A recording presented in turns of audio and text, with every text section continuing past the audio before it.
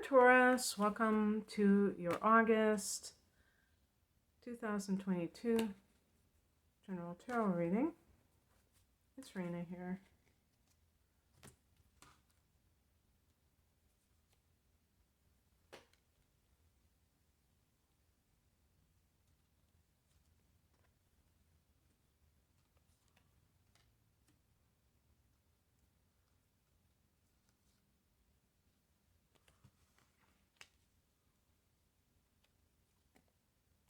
Oh, geez. Talk about indecisive. Decisions. I'll probably have to. If you knew what the Seven of Cups means, you know that that's about maybe having a hard time deciding what to do in a certain situation. So that's kind of just exacerbating it. The heart of the matter is the Two of Swords. You see the person is blindfolded. The moon represents deception sometimes. Confusion, delusion. Person's blindfolded can mean that they are in denial over something that they're choosing about. And it's kind of like, let's say that a person gets cheated on by their partner. And they decide whether or not they're going to, forgive that person and take them back. They could be taking them back under a deluded premise that, okay, I'll forgive this person. But you can forgive somebody and not take them back. It might be the most foolish thing you ever did was to take back somebody who is a serial cheater. So making a decision that's really not much of a decision. That person made a decision when they cheated, when you think about it.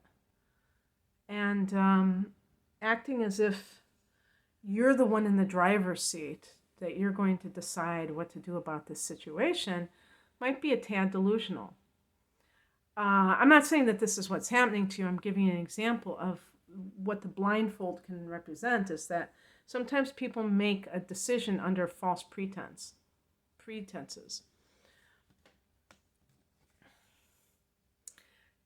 In the past position, we have the Eight of Cups. This is a card of feeling that desire, or maybe you have left behind what no longer serves you. So like a job that just doesn't cut it. And it's like, people leave jobs all the time. They might leave it because they don't like their coworkers, or they feel like they're not making enough money. But this is more having to do with your sense of what you're giving energetically to that job. So it could be that your heart isn't in it anymore, that you don't agree with whatever it is. Like, let's say you're in healthcare and you have changed your views on healthcare and you don't really believe the premise of whatever it is that you're doing. That's kind of, because it's almost like a spiritual thing where you feel like, oh no, this isn't this isn't the right way to approach things. And so you can't do it with a sense of your heart being like, you don't have the passion for it because you're in a different place. Or maybe like somebody who's a teacher who, because they have teaching reforms, they don't have the freedom to do what they used to be able to do that made them love teaching so much. Where there was that creative input, where they felt like they had control over their curriculum, those kinds of things. And that can make it hard to do your job because you have the same job title, but it's changed and you've changed. And that's important too. But sometimes the job has changed. But, it doesn't really matter. But what I'm saying is that I always say about this card that it's important to know what you're going towards. It's a lot easier to know what you don't want, but if you don't know what you do want, then you're kind of stuck. And that might be what the Two of Swords is about. It's like, now what? Like, you leave a marriage that maybe it was okay, but you weren't in love with that person anymore. And you felt like, I should leave this relationship. But now you're just kind of like, okay, now what do I do? Because you didn't really have a vision for your life. And so now it's almost like being stuck in no man's land. The higher message is the King of Swords, which is about seeing things dispassionately. This is the spiritual message in your situation. Seeing things dispassionately, because the Eight of Cups is an emotional card. I think it might be connected to Scorpio in particular, because Scorpio has a very intense emotional nature. And also 8, that's Scorpio's house. I don't know if it is or not. I keep meaning to check that out. But the thing is that sometimes our emotions are triggered by something that is hard to define. Who knows? Maybe it's even a past life influence. And so we feel like the sense of urgency to do something, but then in retrospect, we are still kind of floundering emotionally because we haven't really put our finger on what it is that we're looking for. And you will see people that there's a song by The Who called The Seeker, and I was playing it yesterday because I said, this is my theme song. And, they talk about, trying this and trying that. And the thing is that, you can go and try different things to try to find the meaning of life and all of that. But the truth is that part of it to me is being willing to go within, because that's where your truth resides, not somebody else's truth. When you're like seeking these outside organizations or whatever, these experiences outside, they have their own methods. And I think Taurus is a sign that probably is very attracted to these kinds of prefabricated philosophies that they're just ready for you to step into and believe in. But you are a unique soul and you're on a unique path. So even if you do resonate with a belief system, there will likely be areas where you don't resonate with it. And so you have to be willing to go within. And that takes a lot of, I think that sometimes it takes a lot of solitude, that you're cultivating a sense of self, instead of what other people think of you. By the way, the sun just came out. I have kind of my drapes kind of drawn, and it keeps going in and out. Sometimes it's really overcast and it feels like it's about to storm, and then it gets sunny again. So that's why I don't have any lights on. So I hope this isn't going to be too dark when I do this. Okay.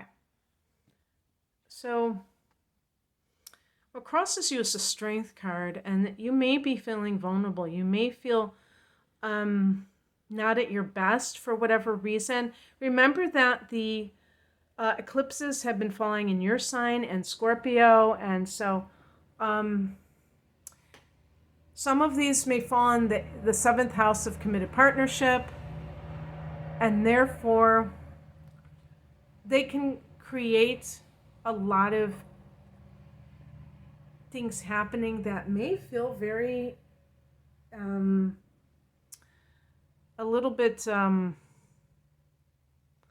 uncertain and unstable, and you may feel like, oh man, I don't like this. I want to have guarantees in life. I want to know that something is going to be there for me.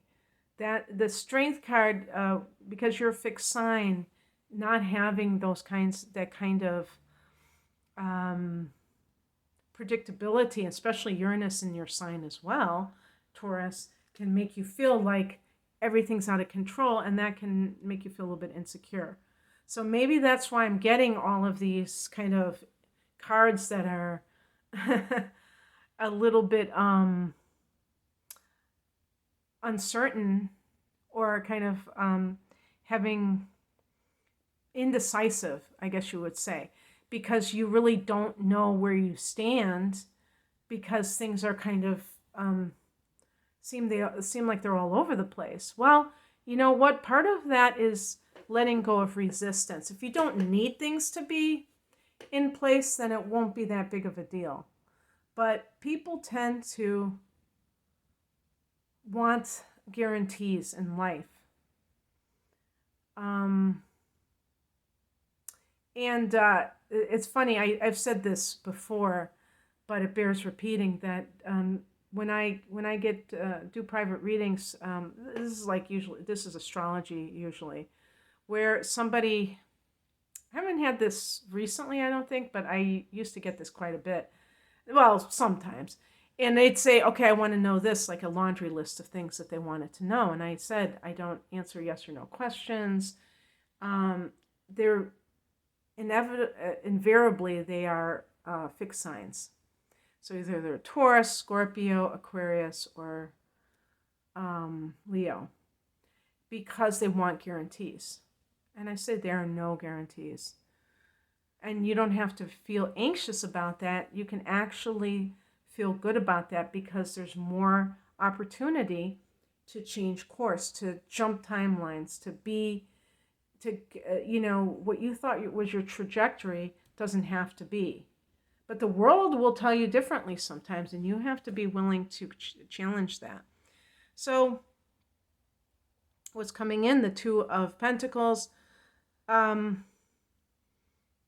maybe this is a decision, do I continue to go the conventional route? Do I continue to go what's safe? Or do I do what I feel is right? Did I just get this? I feel like I just got this for another sign. And what I said was, you can always have like a day job if it's not too taxing, if it doesn't make you drain you too much, and work on your own business at night. And maybe that will be the happy medium where you can be able to make something happen and do that. So you don't have to feel like it's either or. You might be able to do both. Even though it might be a little bit hectic, you might be juggling things.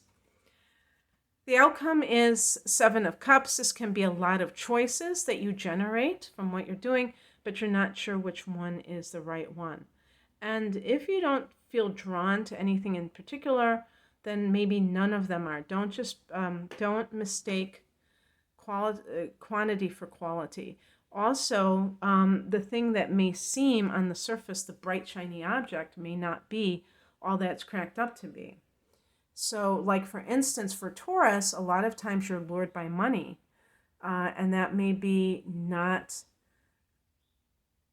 we need money, but if you can get by and there's another job that's more in alignment with your values, so the Eight of Cups can even be associated with your values, then that is more of heart-centered, but it might not pay as much. Think about that. A lot of things that pay a lot of money, they may not be in alignment with what we're into. And I'm not saying that you can't attract abundance and be doing something amazing, that it's kind of like borderline sleazy and that's why people make a lot of money. I'm not saying that that's what it has to be, but sometimes it is what it is, that is kind of how it works. And that's why it can be so difficult for people to make that switch, because they feel like the temptation is too great. However, what can happen is that person realizes that it wasn't all it was cracked up to be. So just because someone has makes a lot of money doing something, they may feel in retrospect that it wasn't worth their energy that they gave to it, because it didn't fulfill them. And so one of the things that they say is that when you are doing something that you love, or that at least is in the direction of what you really are into, so it doesn't feel draining to you. Or maybe you have nice coworkers, you know, maybe it's a mundane job like, you know, being a checkout clerk, a cashier, but you love your coworkers and you have fun at work, and you don't have that kind of, you don't feel like this dread in the pit of your stomach, but you might not necessarily make all that much money. But that kind of situation can be a lot more adding to your life because you're not drained. Just not being drained is a lot. When you're drained, then that's when you have to, you know, get drunk on the weekends, go on elaborate vacations to make up for the sacrifice of working a job that you hate. So, you know, think about the bigger picture, I guess I would say. And so I picked a clarification card. I got the King of Cups. And this is a card that I associate with counselors. And even like a life coach, or it could be a therapist, but a life coach. So you may need help in kind of nailing down what it is that you're looking for, because the Seven of Cups can make you feel like you don't know exactly which way to go. So you might have left something, but you need that vision for your future, and you need somebody to help shape that vision with you, possibly. It could also be speaking of what you are meant to step into, a creative or healing arts career, and becoming that master. Okay, that's what I have for you, Taurus. I hope that this resonated. If you would like a private reading, the link is below. Take care. Bye.